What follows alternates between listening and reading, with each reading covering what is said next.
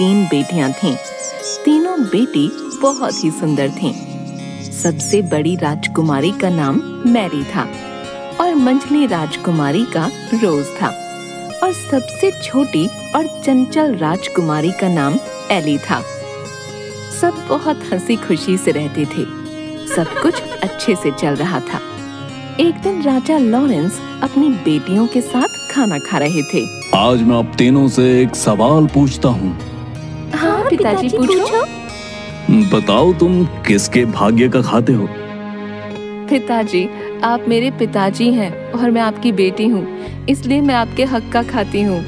रोज तुम बताओ, तुम किसके भाग्य का खाती हो? पिताजी, आप ऐसा क्यों पूछ रहे हैं? आप एक राजा हैं और मैं आपके राज्य में रहती हूँ, इसलिए मैं राजा यानी आपके भाग्य का खाती हूँ। लॉरेंस अपनी दोनों बेटियों के जवाब से बहुत खुश था। फिर उसने अपनी तीसरी बेटी को अपने पास बुलाया। एली, तुम बताओ, तुम किसके भाग्य का खाती हो? पिताजी, हर इंसान और पशु पक्षी अपने अपने हक का खाते हैं, इसलिए मैं भी अपने हक का खाती हूँ। एली की ये बात सुनकर लॉरेंस को गुस्सा आ गया। ठीक है, अगर तुम अपने हक का खाती हो तो यहाँ से निकल जाओ। मैं भी देखता हूँ तुम्हारा भाग्य कितना बलवान है। मेरे दिए बिना तुम्हें कैसे खाना मिलता है। राजा ने गुस्से में आकर अपनी पुत्री को एक जंगल में छुड़वा दिया। लेकिन एली को समझ नहीं आया कि उसकी गलती क्या है। वो एक पेड़ के नीचे बैठी बैठी सोचती रही। थोड़ी देर बाद उसे नींद आ गई। जब वो सुबह उठी तो उसे प्यास लगी। वो चलने लगी। थोड़ी देर चलने के बाद उसे एक तालाब दिखा। उसने उस तालाब में जाकर हाथ मुंह धोए। तभी वो तालाब पूरा सूख गया। वो आश्चर्य में पड़ गई। उस तालाब के नीचे सीढ़ियां बनी हुई थीं। वो सीढ़ियों के सहारे से अंदर जाने लगी। तभी उसने देखा कि वहां एक राजकुमार खड़ा है। वो उसे देखकर डर गई और वहीं खड़ी हो गई। जब कुछ देर तक वो हिला डुला नहीं तो वो समझ गई कि ये एक मूर्ति है। उसने जैसे ही उस मूर्ति को छुआ, वो एक फाटक के रूप में बदल गया। ये सब क्या हो रहा है मेरे साथ? मुझे कुछ समझ नहीं आ रहा। वो थोड़ी देर तक वहीं रुकी रही और सोचने लगी। थोड़ी देर बाद वो उस गेट से अंदर चली गई।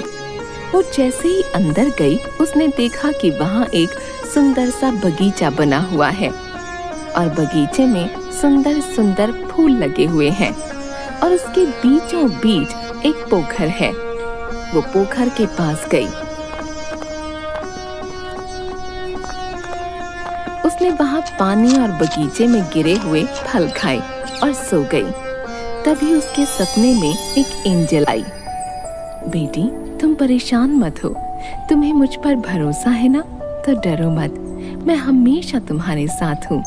जब तुम जागोगी, तुम्हें एक राजकुमार दिखाई देगा। उस राजकुमार को छू लेना। तुम जैसे ही उस राजकुमार को छुओगी, वो एक बहुत बड़े दरवाजे में बदल जाएगा। जब तुम उस दरवाजे के अंदर जाओगी तो तुम्हें एक महल दिखाई देगा। तुम उस महल के अंदर चली जाना। अंदर जाते ही तुम्हें 3 कमरे दिखाई देंगे, जिसमें 3 सुंदर राजकुमार दिखाई देंगे। वो दिखने में तो एक जैसे होंगे। तुम उन तीनों को छूती हुई आगे बढ़ना।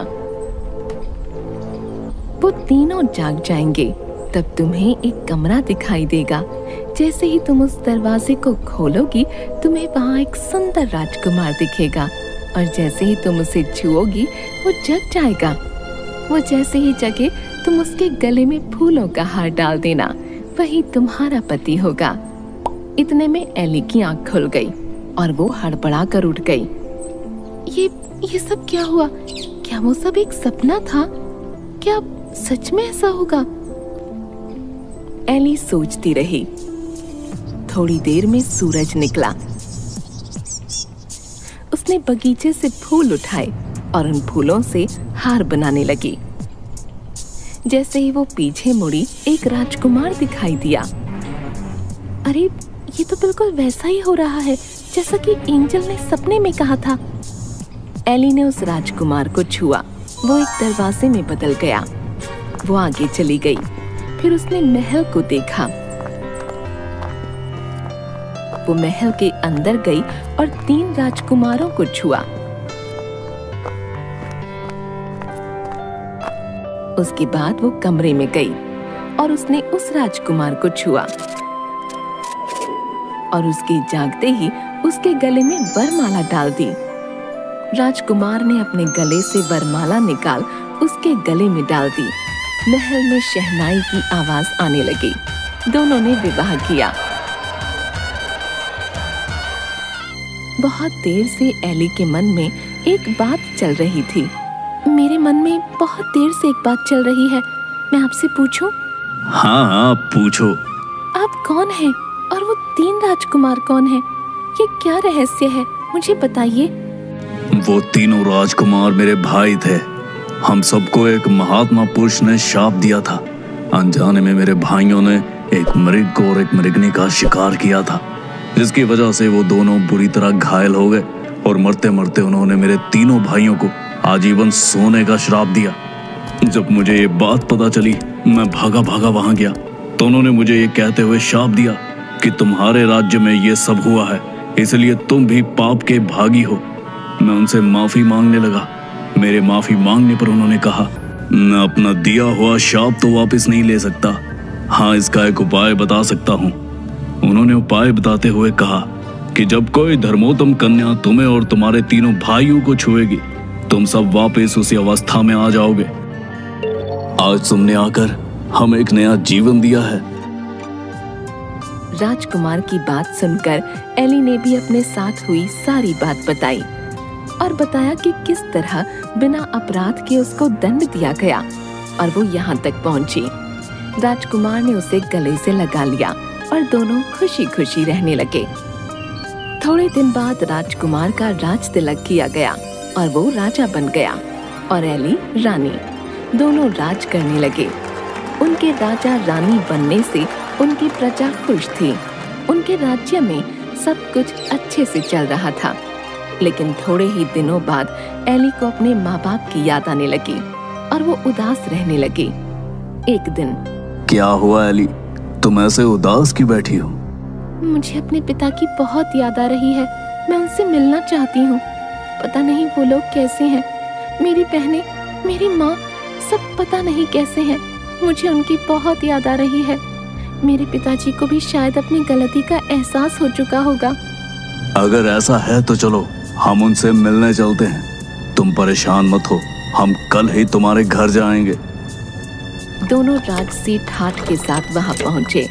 जब लॉरेंस ने देखा कि कोई राजा उनके राज्य की ओर अपनी सेना और हाथी घोड़ों के साथ आ रहा है तो वो डर गए। लेकिन वो कुछ नहीं कर सकते थे क्योंकि उनका अपना सारा खजाना खाली हो चुका था और उनके दोनों दामाद उनसे राज्य में हिस्सा मांग रहे थे। उनकी प्रजा भी दुखी थी। राजा लॉरेंस बहुत परेशान हो चुके थे। जब वो दोनों उनके सामने आए, वो एली को रानी के भेष में पहचान ही नहीं पाए। थोड़ी देर गौर से देखने के बाद उन्होंने पहचाना कि वो उनकी बेटी एली है। वो उसे देखते ही रोने लगे और अपनी गलती की माफी मांगने लगे। मुझे माफ कर दो एली, मैंने तुम्हें सच बोलने की सजा दी। तुमने सच कहा था कि हर कोई अपने भाग्य का खाता है। पिताजी, आप माफी मत मांगो।